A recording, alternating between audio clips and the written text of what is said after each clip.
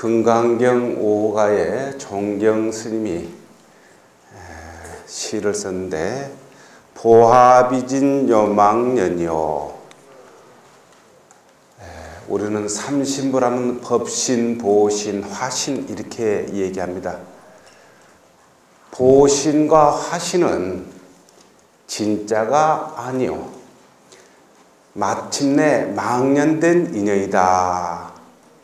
그럼 뭐가 진짜냐 하면은 법신, 청령, 광무병이다. 법신은 청정에서, 광무병이다. 어디에 안 계신 데가 없다는 거예요. 보신과 화신은 바로 법신 자리에서 나왔다는 것입니다. 그게 마침 뭐와 같느냐면은 청강유수 청강오리요. 천 강에 물이 있으니 천 강에 탈이 있고, 또한 만리무운 만리처이다. 만리라된 하늘에 구름이 없으니 온통 하늘이더라.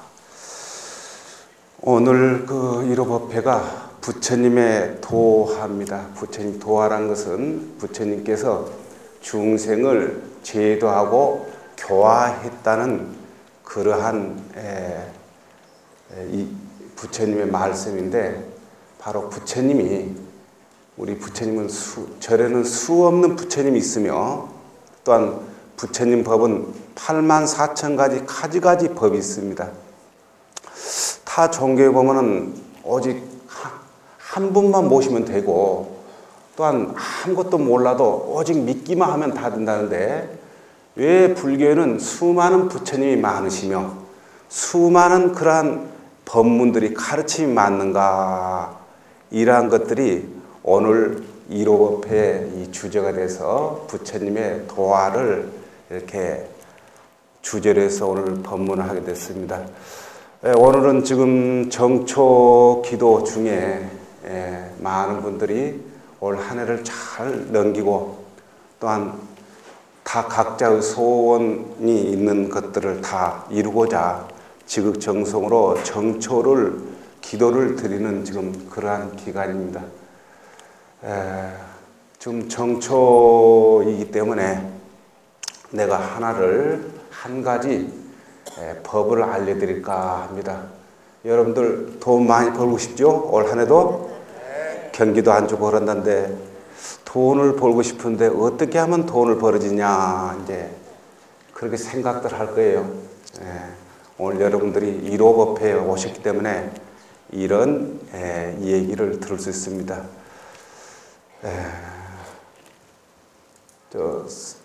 육아의 사서삼경 중에 대학에 보면은 이런 얘기 있어요. 공자님이 얘기하는 중에 군자에도 유대도 하니, 군자에도 큰 도가 있다. 어떤 것이냐면은 필충신 득지라. 반드시 충성과 믿음으로써 그 군자라는 것을 얻고, 교태실지라. 교태로서, 교만하고 태만함으로써 그것을, 군자라는 것을 잊는다, 잃어버린다, 이렇게 얘기했습니다. 군자라는 것은 바로 충성과 믿음으로써 군자라고 하는 것을 얻지만, 또한 군자를 잃을 때는 바로 교만과 태만함으로써 그것을 잃는다. 바로 그 뒷줄에 또 뭐라 했냐면은 돈을 버는데도 또한 도가 있다.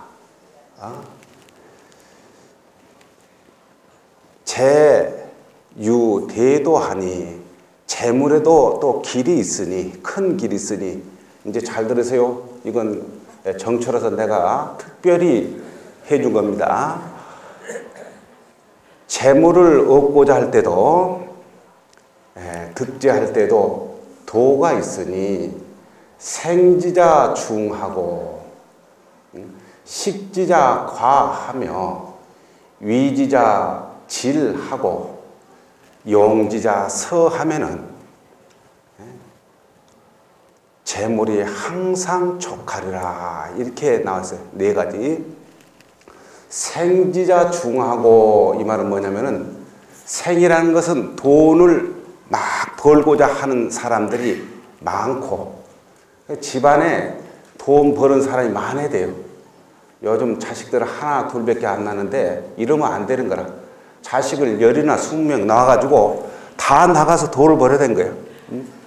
그러니까 자꾸 국민 수가 적어지면은 국가적으로 굉장히 혼란이 온다는 얘기가 돈을 생산할 사람이 없으면 그렇다는 거예요. 그래서 옛날부터도 생지자 중하고 돈을 버는 자 많고 식지자 과하며 먹는 자 적게 먹어야 된다는 거예요. 돈을 벌 때는 많이 벌고 밥 먹을 때 가서는 다른 집 가서 얻어 먹어야 돼. 식지자 과하며 위지자 할리자 막 돈을 벌려고 할 때는 어떠냐 위지자 질하고 질이란 것은 병질할 때 이렇게 아프다는데 여기서는 빨리 하고 빠를 질자입니다. 돈 벌 때는 막 바삐 남 한 번 할 때 자기는 2번 3번 하고 이렇게 해야 되는 거야. 또 아르바이트도 뛰고 위지자 질하고 용지자 그것을 쓰는 자 서하면은 서란 것은 천천히 서자입니다. 쓰는 자 천천히 쓰면은 줄 것도 한 며칠 미뤄서 주고 그러면 항상 재물이 족하다 이렇게 얘기했어요. 돈 벌기 쉽죠? 여러분들은 그렇게 안 해서 못 버는 거예요. 누구나 다 그건 아는 겁니다. 불법 역시 여러분들 매 일요일마다 또 매주 금요일마다 불법을 듣고 여러분들이 실천을 안 했기 때문에 아직 중생으로 남아있지 그 법문을 듣고 늘 실천하면은 벌써 부처 다 되고도 남았을 거예요. 자, 돈 버는 자 많고 먹는 자 적게 먹고 돈벌이 할 때 하는 자 빨리빨리 움직이고 돈 쓸 때는 천천히 쓰면은 재물은 항상 족하리라 하고 성인이 얘기를 했습니다. 올 한 해도 돈 벌고 싶은 사람은 꼭 그렇게 4가지를 실천하면은 항상 올 한 해 돈이 풍족하리라고 봅니다. 조금 전에 여러분들이 한번 읽었을 겁니다. 부처님께서 말씀하셨다. 법화경에 나오는 얘기인데 사리부다. 나는 성불 이래 가지가지의 인연과 가지가지의 비유로 가르침을 널리 부연이란 것은 설했다는 겁니다. 부연하며 무수한 방편으로 중생을 인도하여 여러 집착에서 떠나게 했느니라. 부처님께서는 바로 중생을 제도할 때 어떻게 했냐면은 성불의 가지가지 인연과 가지가지 비유법으로 모든 중생들을 가르쳤다는 거예요. 뭐 하기 위해서? 바로 중생들이 인도해서 저 열반으로 인도하는데 무엇을 떠나게 하기 위해서? 집착에서 떠나게 하기 위해서 나는 그렇게 가지가지 이유와 가지가지 가르침과 가지가지 방편과 또한 가지가지 비유로서 중생을 집착에서 벗어나서 저 열반에 들어가게 나는 그렇게 했다. 부처님은 법화경에 세상에 출현할 때 그 이유를 말씀했습니다. 부처님이 세상에 출현한 이유는 불지견을 열어서 불지견을 중생들에게 보여서 중생들이 불지견을 깨닫게 해서 나중에 중생들이 불지견에 논일게 하기 위해서 부처님은 세상에 출현하셨다라고 그 이유를 말씀했습니다. 또한 가지가지 경전에는 가지가지 얘기로서 중생을 위해서 부처님이 사바세계에 오시는 그 이유를 가지가지를 얘기합니다. 오늘은 바로 그러한 가지가지 이유와 가지가지 그 교화하는 방편을 쭉 얘기할 겁니다. 여기서도 부처님은 우리 중생들에게 가지가지 인연으로서 다가왔고, 또한 중생들을 가지가지 비유로서 중생을 교화했고, 또한 중생을 집착에서 벗어나기 위해서 그러한 방편을 쭉 했다는 거예요. 그러니까 부처님 경전은 84,000 경전이 있다는 거예요. 왜? 중생의 성품이 가지가지이기 때문에 그 중생의 성품에 맞춰서 가지가지 인연으로 중생을 제도하다 보니까 그러한 법문이 가지가지가 있다는 겁니다. 또한 하엄경에는 법왕의 여러 힘이 다 청정하시며 지혜가 하늘같이 끝 없으시거늘 이를 온통 나타내 숨김 없으사 널리 중성으로 하여 깨달음에 같이 들어가게 하시느니라. 부처님의 지혜는 청정하고 지혜는 끝이 없어서 이것을 숨기지 아니하고 중생들로 하여금 함께 열반의 세계, 저 피하는 세계, 이상의 세계로 들어가기 위해서 늘 부처님은 가지가지 방편과 가지가지 인연과 가지가지 비유로서 집착을 벗고 바로 저 깨달음에 함께 들어가기 위해서 부처님은 중생을 제도하고 또한 교화한다는 것입니다. 함계 또한 불자야 삼천대천 세계가 이루어짐에 끝없는 가지가지의 중생을 여익해 하나니. 자, 삼천대천 세계가 이루어짐에 중생 세계도 가지가지입니다. 그러한 중생을 여익해 하나니. 여익이란 것은 뭐냐면 넉넉하게, 두루 넉넉하게 해준다는 겁니다. 물에 사는 중생은 물의 여익을 얻고, 육지의 중생은 땅의 여익을 얻고, 궁전의 중생은 궁전의 여익을 얻고, 허공의 중생은 허공의 여익을 얻느니라. 열애의 출현하심도 이 같으셔서 끝없는 중생을 가지가지로 여익해 하시는 것이니, 중생들이 사는 세계가 가지가지이기 때문에 그 가지가지에서 다 부처님은 거기에 맞게 그 중생을 위해서 여익해 해준다는 거예요. 널리 이익을 얻게 해줘서 열애의 출현하심도 이 같으셔서, 이 같다는 것은 그 중생의 세계가 각각 물에 있는 중생, 또한 땅에 있는 중생, 또한 공중에 날아다니는 중생, 또한 땅속에 있는 중생, 가지가지 중생들을 여익히 위해서 부처님은 끊임없이 중생의 근기에 맞춰서 또한 출현하셨다는 거예요. 열애의 출현하심도 이 같아서 끝없는 중생을 가지가지로 여익해 하시는 것이니, 부처님을 뵙고 한의를 일으키는 자는 한의의 이익을 얻고, 청정한 심경에 머무는 자는 전계의 이익을 얻고, 끝없는 선정에 머무는 자는 부처님의 출세 신통의 이익을 얻고, 법문 강명에 머무는 자는 인과가 깨어지지 않는 이익을 얻고, 무소유 강명에 머무는 자는 일체법이 깨어지지 않는 이익을 얻으니라. 그러므로 열애의 출현은 온갖 중생을 여익해 한다 함이라. 자, 열애의 출현, 열애께서 세상에 나타나면 뭐 하려고 하느냐? 바로 중생을 여익해 하기 위해서 세상에 출현하신다는 거예요. 중생 없는 부처는 필요 없다는 거예요. 바로 중생을 유익하기 위해서 부처님은 세상에 출현한다는 거예요.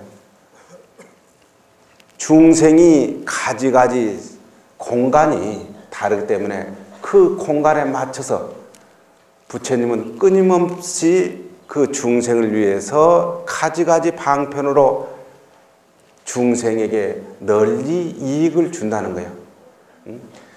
어떤 중생은 부처님을 뵙고 한의를 일으키면, 기쁨을 일으키면 기쁨에 대한 이익을 얻게 해주시고, 어떤 이는 청정한 심경으로, 청정한 심경이라는 건 청정한 마음에 머무는 자는 깨끗한 계의 이익을 얻고, 또한 끝없는 선정에 머무는 자는 부처님이 출세대신통, 출세대신통이라는 것은 출세관법을 벗어나는 신통을 또한 이익을 얻게 하고, 끝없는 그 선정을 머무는 자는 그렇게 출세대신통을 얻게 하고, 법문 강명에 머무는 자는 인과가 깨어지지 않는 그러한 이익을 얻고, 무소유 강명에 머무는 자는 일체 법이 깨어지지 않는 이러한 각가지의 이익들을 얻게 해주기 위해서 부처님은 열애는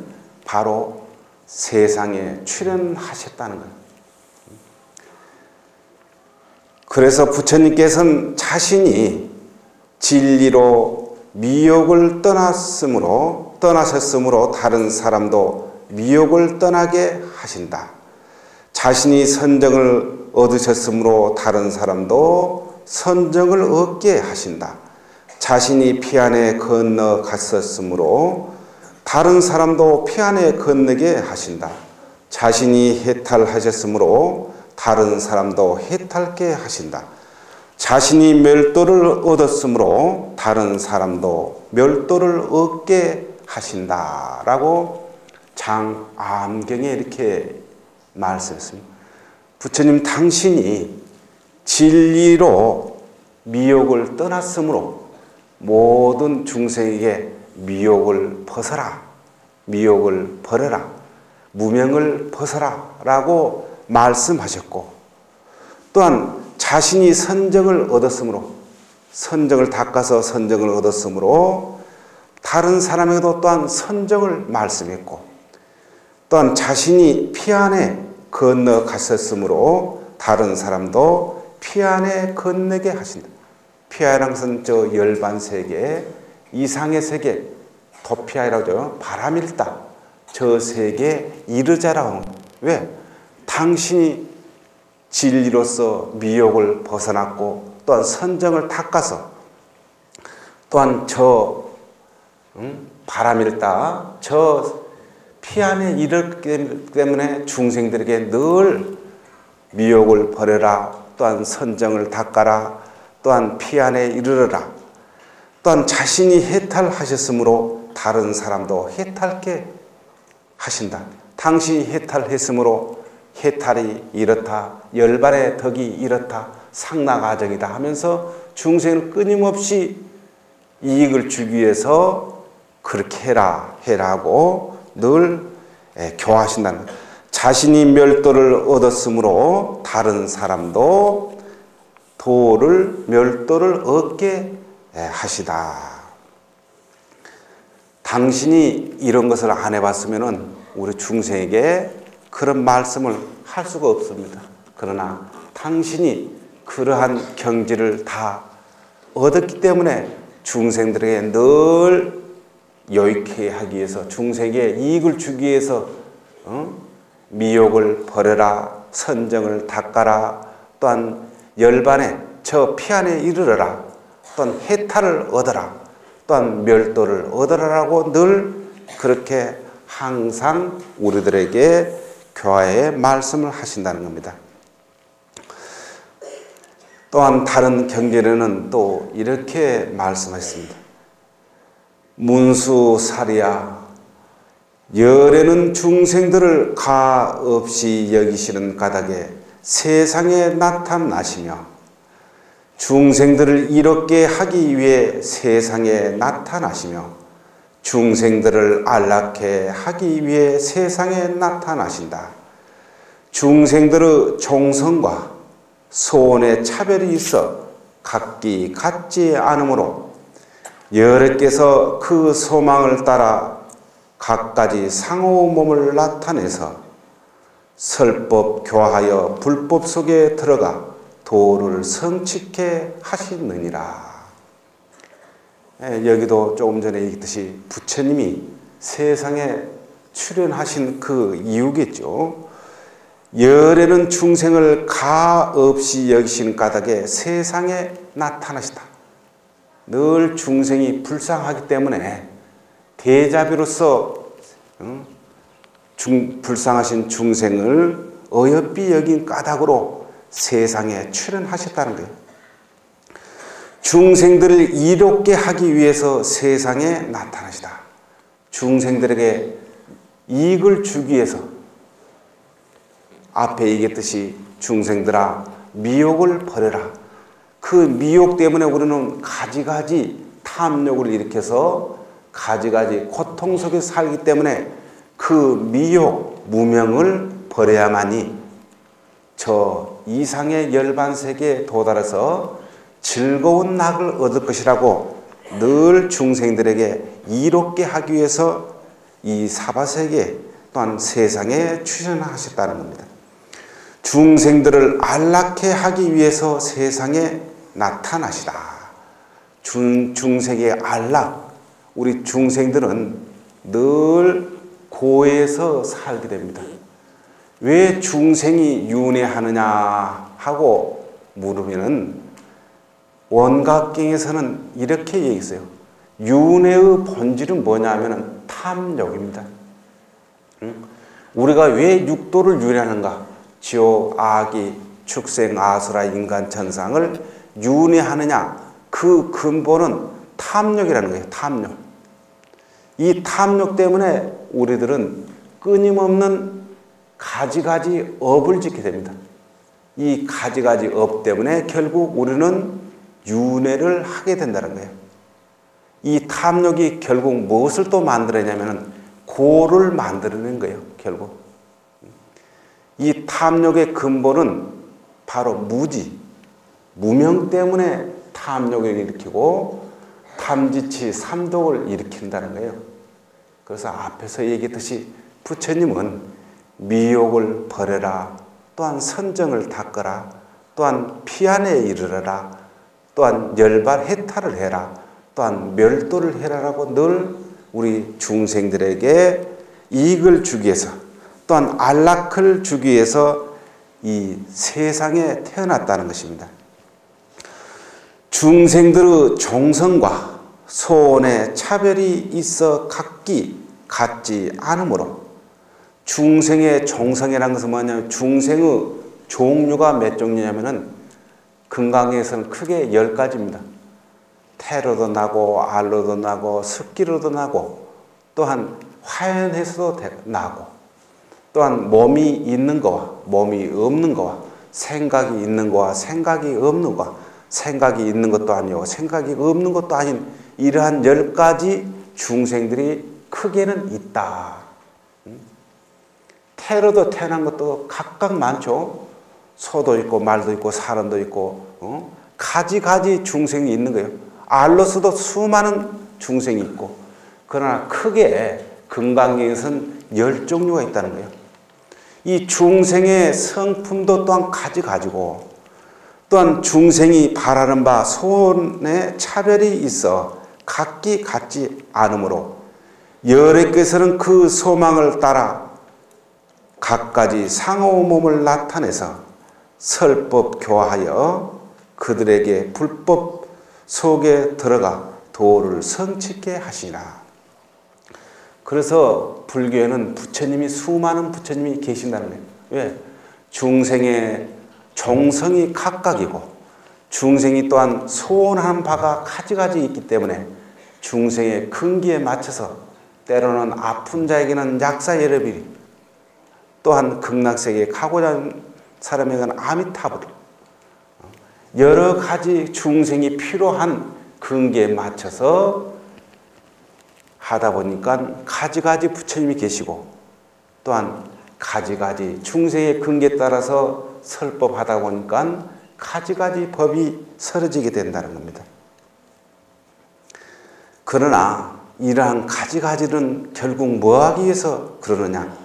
바로 앞에서 얘기했듯이 중생들에게 이익을 주기 위해서 부처님은 가지가지의 모습과 가지가지의 방편과 가지가지로서 중생에게 법문을 설했다는 겁니다. 앞에서 얘기했듯이 보신과 하신은 진짜가 아니지만은 그러나 중생에 따라서 때로는 보신, 때로는 화신으로 몸을 나타낸 것뿐이다. 다른 하늘에 하나 있지만은 인연이 천강유수 천강오리라 천강에 물이 있을 때 그 인연 닿는 데마다 달이 비치듯이 인연 닿는 그 중생에 가깝게 가기 위해서 수많은 부처님과 수많은 보살로 화해를 해서 우리 곁에 와가지고 우리들을 불법 속에 들어가 도를 성취케 하기 위해서 부처님은 가지가지 교화와 가지가지로 중생을 제도한다는 것입니다. 부처님께서는 중생의 심성이 각기 다름을 아사 거기에 맞추어 제도하시는 바 이렇게 설법하신다. 자, 중생이 가지가지 심성이 있기 때문에 그것을 부처님은 다 아시기 때문에 거기에 맞춰서 제도하시는데 이렇게 설법하신다는 거예요. 어떻게 하냐면 인색한 자에게는 보시를 찬양하며 중생이 너무 인색하면은 야야 중생아 그렇게 하면 안 된다 하면서 보시로서 그 중생을 가르치고 금계를 깨트는 자에게는 계를 찬양하시며 금계란 것은 깨끗한 계를 저버린 자에게는 계를 늘 설해서 보살에게는 보살 법망경을 설해서 계를 지키라고 늘 이렇게 말씀하시고 노여움이 많은 자에게는 인욕을 찬양하시며 화를 잘 내는 사람에게는 인욕이라는 것이 어떻다는 것을 늘 법문을 얘기해서 그 사람에게 노여움이 없게 늘 찬양하시며 게으른 자에게는 정진을 찬양하시며 게으른 사람에게는 정진을 해라라고 늘 끊임없이 부처님은 그렇게 중생에게 얘기한다는 거예요. 마음이 어지러운 자에게는 선정을 찬양하시며 마음이 늘 산란한다. 자식들이 늘 손자라든지 공부할 때 늘 분잡한 애들은 선정을 좀 시켜야 됩니다. 마음이 어지러운 자는 선정을 시켜서 마음을 가라앉히게 한다는 마음이 어지러운 자에게는 선정을 찬양하시며 어리석은 자에게는 지혜를 찬양하시며 어리석은 자에게는 지혜를 일깨워주며 또한 어질지 아니한 자에게는 인자함을 찬양하시며 노하여 해치는 자에게는 화를 많이 내면서 남을 해치는 자에게는 대비를 찬양한다. 대비, 남을 사랑해야 된다는 것을 늘 얘기해서 그 중생을 깨우치게 하는 우울해하는 자에게는 기쁜 마음으로 사는 것을 찬양하며 마음이 삐뚤어진 자에게는 집착 버리는 일을 찬양하신다. 이러이 순서를 따라 차례로 닦아 여러 불법을 갖추게 하신다. 부처님은 다 중생의 각각 성품이 다른 것을 다 타심통으로 아시기 때문에 그 중생이 필요한 인색하는 자에게는 늘 보시를 실천하게 하고 노여움이 많은 자에게는 인욕을 하라는 법을 가르쳐주고 또한 어리석은 자에게는 지혜를 가르쳐주고 또한 마음이 어려운 자는 선정하기를 이러한 중생의 근기에 맞춰서 가지가지 법문과 가지가지 방편으로 중생들을 이익되게 늘 하셨다는 겁니다. 또한 부처님만 그런 게 아니고 부처님께서는 때에 따라 성문, 영각의 도를 나타내시기도 하시고 혹은 성불한 온갖 장엄을 나타내기도 한다. 이러이 삼성의 가르침을 설하사 중생을 무량겁에 걸쳐 널리 제도하시나 중생의 형상이 각기 다르며 행업과 음성이 또한 각기 달라 한이 없는 까닭에 이런 온갖 중생에 맞추어 일일이 화신을 나타내신다. 자, 중생의 형상이 각각 다르며 행업, 짓는 또한 업이 다르고 또한 음성, 감춰지는 성품이 또한 각기 다른 까닭에 온갖 중생에 맞추어서 부처님은 일일이 화신을 나타낸다. 그래서 화신을 나타내기 위해서 중생들에게 부처의 몸으로 가깝게 다가서면 중생들이 깜짝 놀리기 때문에 때로는 성각, 때로는 독각으로, 때로는 보살로서 우리 곁에 가깝게 와서 우리 중생들을 교화해 준다는 거예요. 부처님으로만 세상에 출현하신 게 아니고 때로는 각기 중생에게 맞는 그러한 근기에 맞는 그러한 화신으로 우리 곁에 오셔서 바로 우리 중생을 이익되게 해준다는 것입니다. 온갖 세상의 작업을 나타내사 중생을 교화하시되 실증냄이 없으시며 그 마음의 소원을 따라 몸을 나타내신다. 온갖 행하는 이 모두 두려움이 없으셔서 때에 따라 범부의 몸을 나타내시며 혹은 성인이 행할 행위를 나타내시며 혹은 생사를 나타내시며 혹은 열반을 나타내 보이시기도 한다. 온갖 행위를 잘 관찰하사 갖은 장엄사를 나타내 보이시되 탐착지 않으시고 재치에 두루 들어가사 중생을 제도하시니 이는 방편 바라미를 청정히 하심이라. 부처님은 온갖 중생들을 위해서 중생을 교화하기 위해서 때로는 성인, 때로는 범부, 때로는 보살 삼성, 보살 영각, 성문 이러한 몸으로 우리들에게 각가지 모습으로 가깝게 다가서서 온갖 장엄사를 나타내 보이신다. 장엄사란 것은 그때그때 필요한 중생의 근기에 맞춰서 가지가지 일들을 하신다는 거예요. 그렇게 하시면서도 탐착하지 아니하고 거기에 또한 중생에게 집착하지 않는다는 거예요. 내가 너 제도했다. 금강에 그런 얘기 있죠. 일체 중생을 멸도했어도 하나도 멸도하지를 않았다. 이미 멸도했다는 멸도한 것이 아니기 때문에 탐착하지 아니했다는 겁니다. 또한 재치, 모든 재치에 두루 들어가사, 재치란 것은 육도, 모든 육도 중생들이 사는 곳에 들어가사 중생을 제도하시니 이는 바로 무엇을 성취했냐?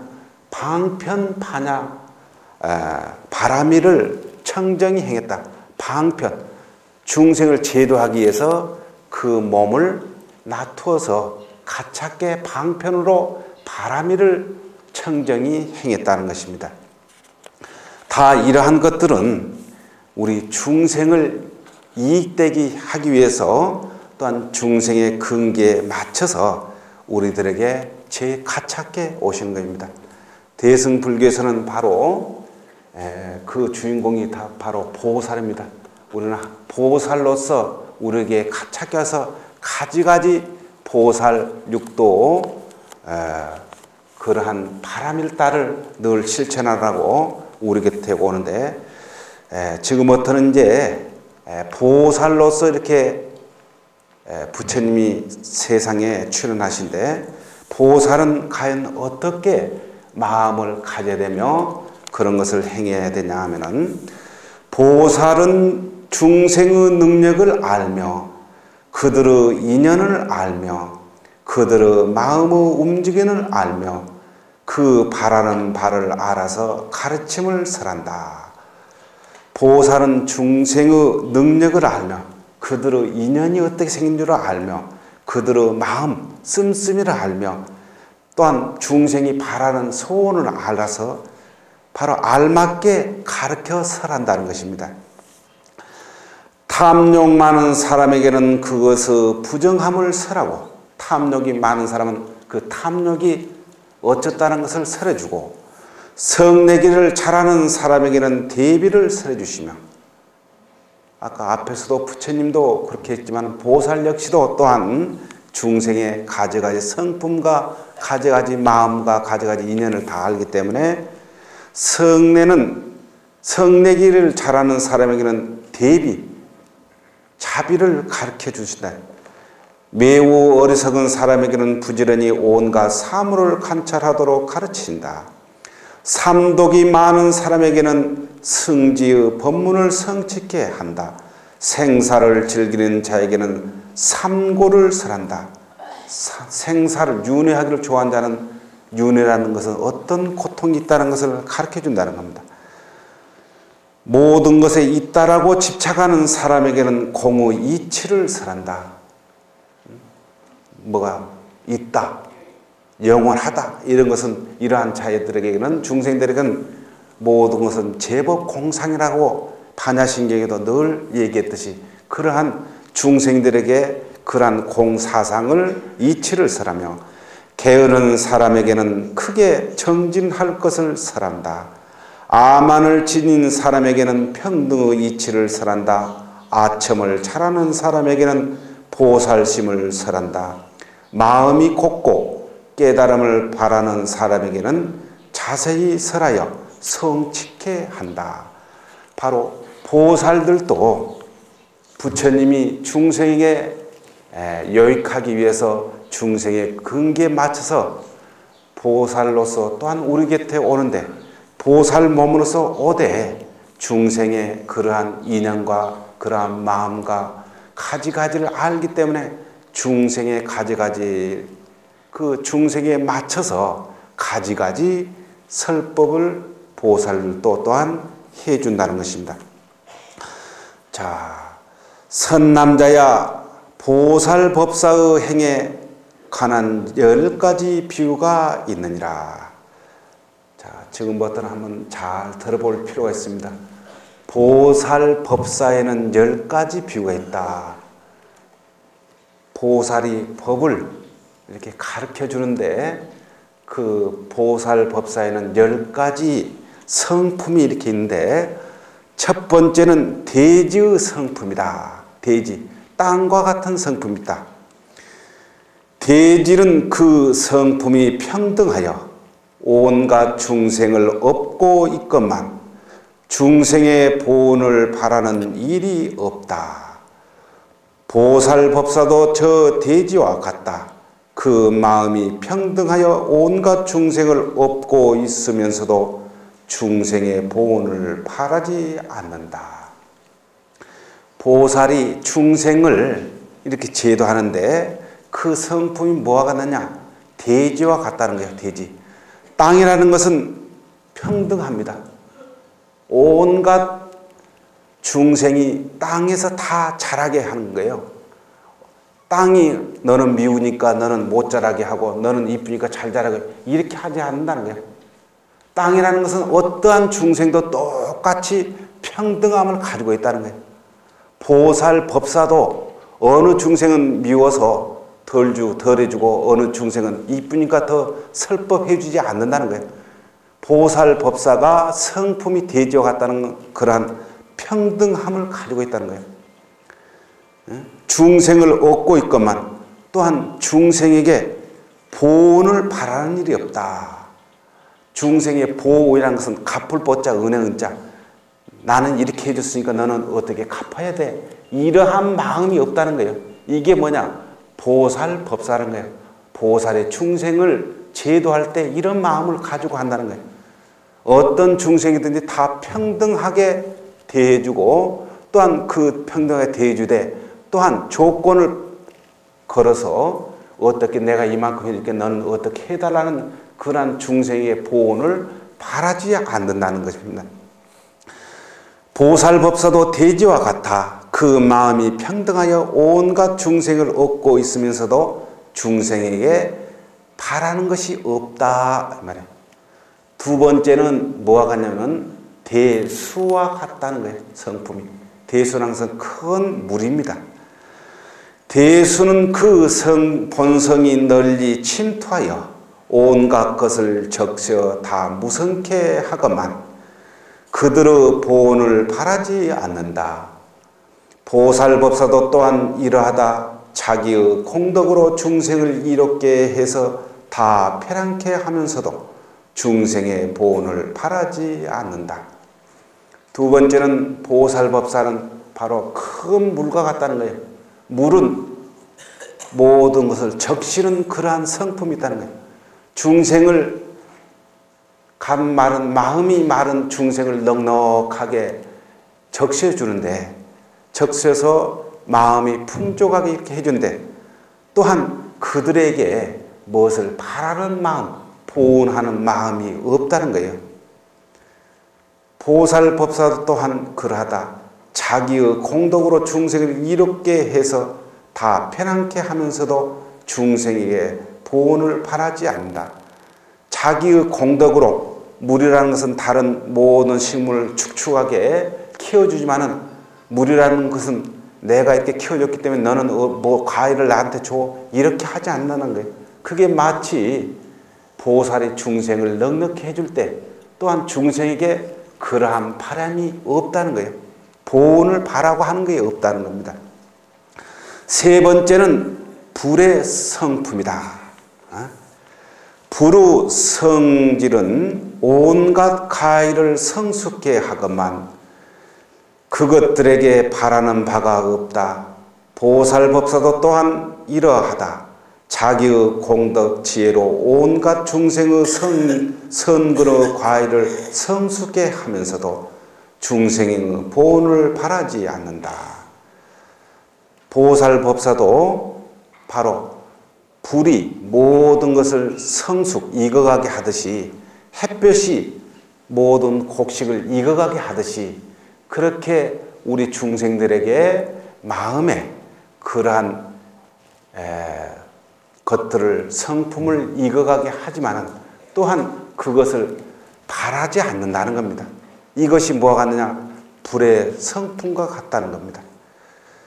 네 번째는 바람의 성품과 같다. 바람의 성질은 온갖 약초의 씨를 자라게 하건만 그것에 분별함이 없고 바라는 바가 없다.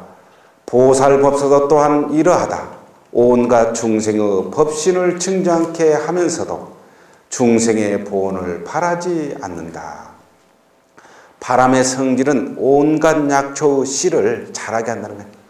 민들레 보면 바람으로 해서 멀리 보내서 곳곳에 그 씨앗이 나오게 이렇게 바람이 해줍니다. 그러나 바람이 그렇게 민들레 씨앗을 멀리 했다고 해서 민들레 보고 내가 씨앗을 저쪽에다 뿌렸으니까 너 나한테 뭐 해줘. 이러한 얘기를 하지 않는다는 거예요. 또한 보살법사도 보살이 중생을 널리 이익해 해줌도 바람의 성품과 같아서 중생에게 그런 이익을 주되 너도 내가 해줬으니까 너도 나에게 무엇을 달라고 하지 않는 그런 성품이 바로 바람의 성품과 같다는 거예요. 다섯 번째는 공간의 성품이다. 공간은 무량무변하여 그 몸에 장애가 없어서 온갖 것을 받아들이건만 그것들의 분별함이 없으며 탐착함이 없다. 보살법사도 또한 이러하다. 무량무변한 여러 착한 공덕을 성취하여 온갖 중생을 이롭게 하면서도 중생의 분별함이 없고 탐착함이 없다. 다섯째는 공간의 성품을 가지고 있다는 것. 공간이라는 것은 비어있기 때문에 가지가지 모든 것들을 다 안을 수 있다는 겁니다. 이 공간이 비지 않았더라면 여러분도 들어올 수가 없다는 거예요. 또한 공간의 그 성품은 어떤 것을 차별해서 너는 못 들어와, 너는 들어와도 돼, 이렇게 하지 않는다는 거예요. 이게 뭐가 같느냐? 보살법사가 중생을 제도하되 차별을 두지 않은 것과 같다는 거예요. 또한 어디에 집착하지 않는, 너는 깨끗한 물건이니까 여기서 나가면 안 돼 하고 영원히 붙들지 않는다는 거예요. 버리면 또 버리는 거고, 또 다른 것을 여면 들여면 들여는 거고, 이러한 공간의 성품하고 똑같은 게 바로 보살법사라는 겁니다. 여섯 번째는 명월의 성품이니, 명월이라는 건 밝은 달의 성품이니, 명월은 허공에 빛나고 있어 청정원만하여 보는 사람들이 다 즐거움을 느끼며 빛이 세상의 온갖 형태를 비춰 저 어둠에 의해 더럽혀지지 않게 한다. 보살법사도 또한 이러하다. 세상의 나타남에 공덕이 부족하여 모든 곳에서 보는 사람 모두가 즐거움을 느끼며 세간을 구제하여 저 세법에 의해 더럽혀지지 않게 한다. 여섯 번째는 명월의 성품이다. 밝은 달의 성품이다. 밝은 달은 어디에나 다 비친다는 거예요. 빛이 돼 어두움을 없게 해준다는 거예요. 바로 보살법사도 중생을 제도할 때 중생의 그 어두운 마음을 밝게 비춰서 준다는 겁니다. 또한 보름달이 환하게 뜨면 누구든지 다 그 달을 볼 때 기쁨을 얻듯이, 또한 보살법사도 또한 중생들에게 그러한 기쁨을 주는 것이라는 거예요. 또한 그 기쁨을 주되 또한 본을 바라지 않는다는 것입니다.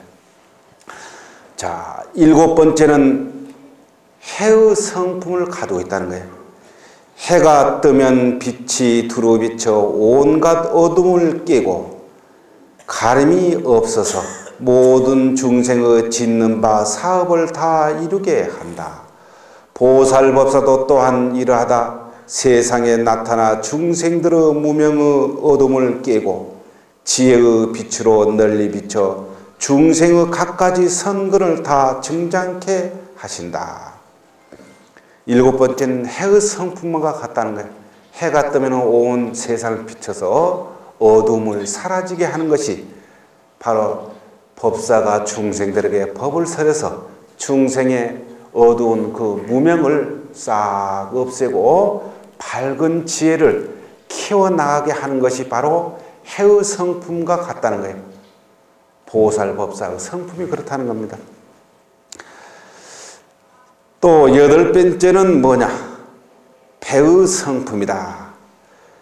견고하고 두텁고 잘 묶여져 깨어지지 않아서 중생들을 싣고 대를 건너 주건만 중생에게 값을 요구하지 않는다.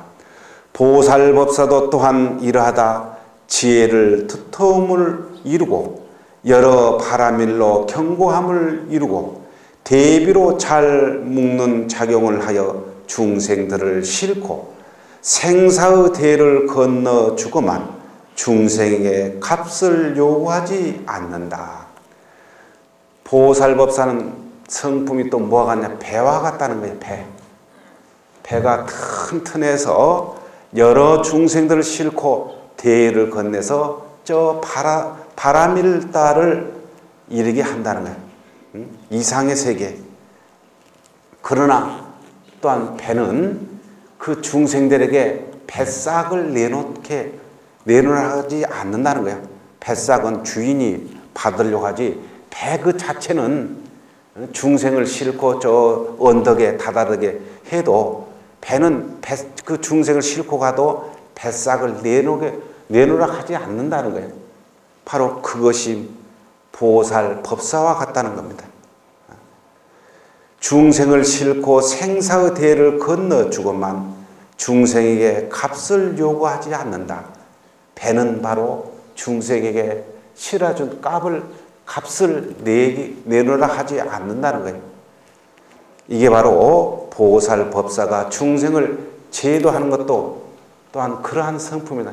중생을 저 열반에 육바람을 성취해서 저 이상의 세계에 도달케 하지만은 그 중생들에게 내가 너를 저쪽에 인도했으니 인도하는 값을 내놔라 이렇게 하지 않는다는 겁니다. 아홉 번째는 다리의 성품을 가지고 있다. 다리는 살아온 강물이 흘러 물살 새고 험난한 곳에 걸려 있어 중생들을 건너가게 하건만 건너해 주는 일을 분별하는 생각이 없다.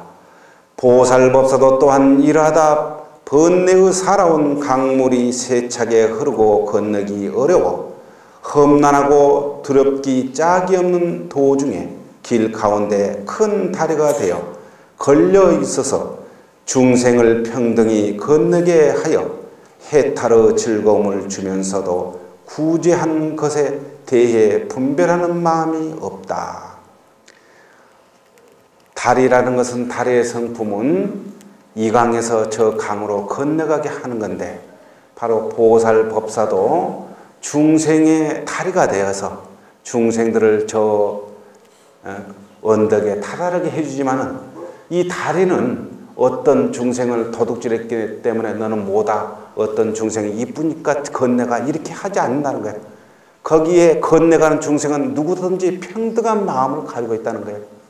바로 보살법사도 중생을 제도할 때 그러한 평등한 마음으로 두려움이 있는 이 강에서 두려움이 없는 저 강을 건너게 해주는 바로 다리와 같은 성품을 가지고 있다.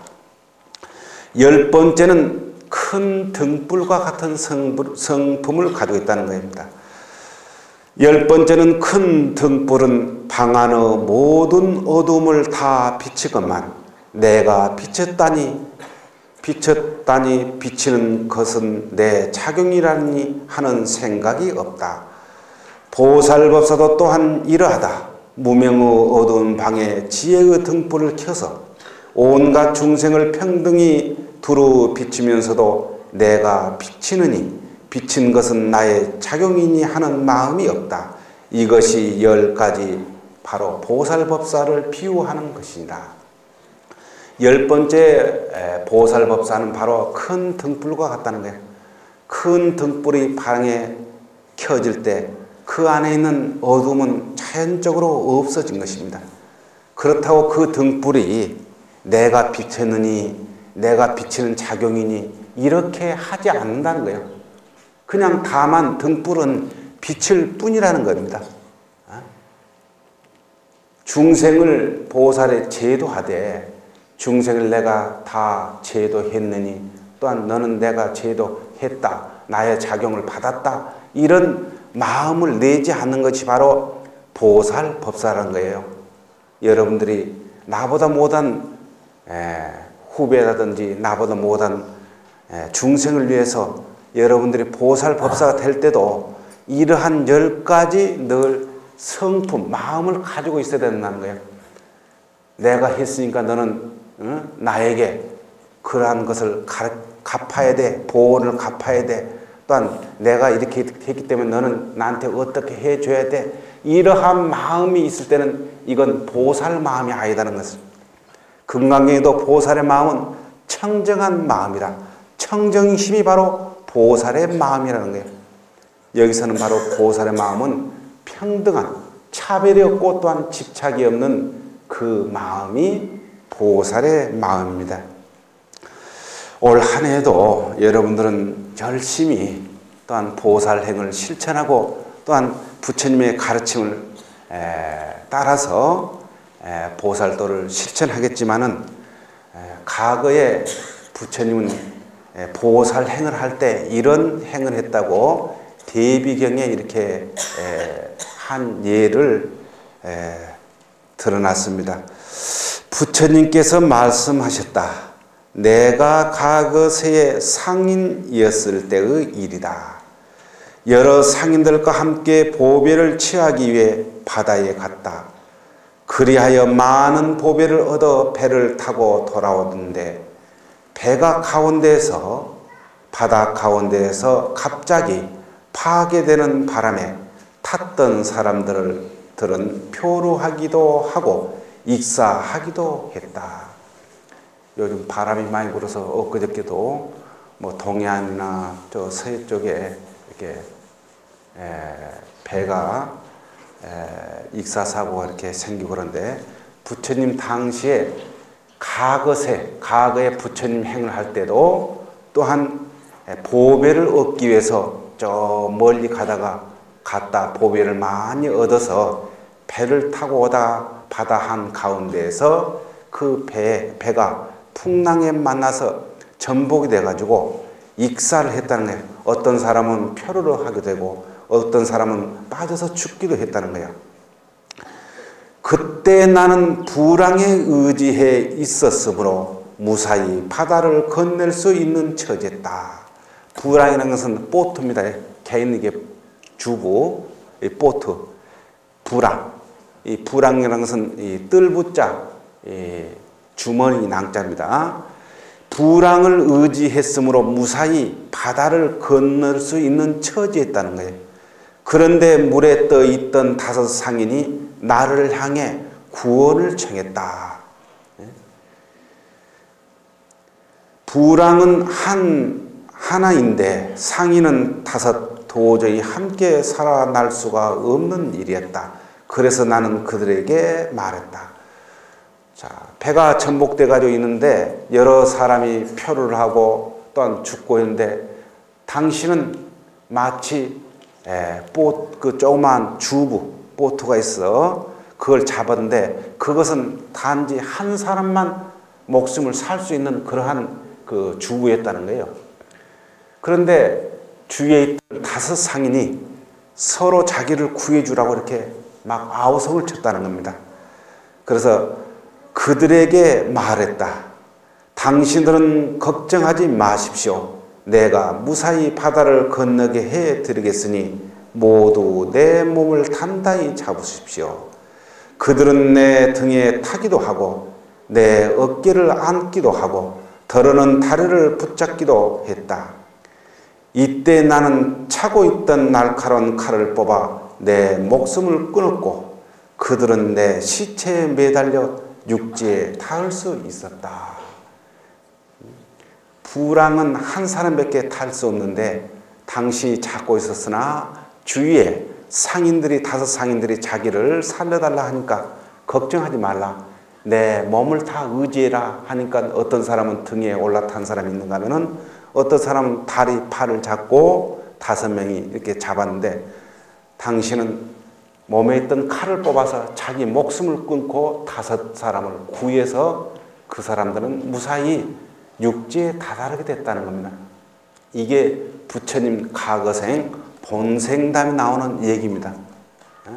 보살은 내 몸을 바로 희생하더라도 중생을 위해서 내 몸까지 던져야 한다는 것을 부처님 본생에게 나오는 그런 얘기입니다.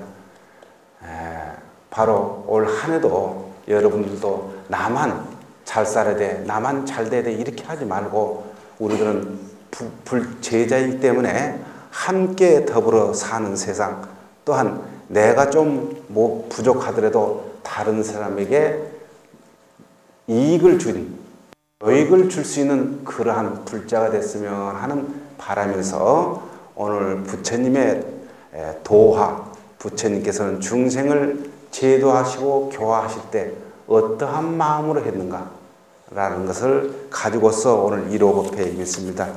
부처님은 중생의 근기와 또한 소원이 각각 다르기 때문에 중생의 가찾게 하기 위해서 가지가지 부처님 몸으로 또한 가지가지 또한 보살, 성문, 가지가지 성인 여러 모습으로 우리 중생계에 가지가지 오셔서 또한 가지가지 법문으로 가지가지 방편으로 우리 중생들을 다 이익되게 해주러 이 사바세계에 출연하셨다는 겁니다.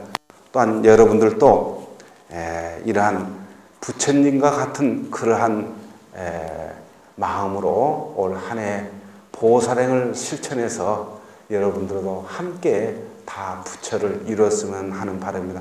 감사합니다. 다 올 한 해도 모든 것 다 소원 성취하시기를 빌리겠습니다. 성불하십시오. 선생님의 넉넉하고 따뜻한